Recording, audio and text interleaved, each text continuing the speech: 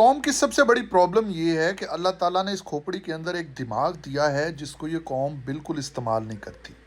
اس video کو دیکھیں جس میں یہ بندہ کہہ رہا ہے کہ 1450 سال پہلے حضور صلی اللہ علیہ وسلم نے ان 2 پتھروں کو باندھا تھا جو آج بھی ویسی ہوا میں ملک ہیں۔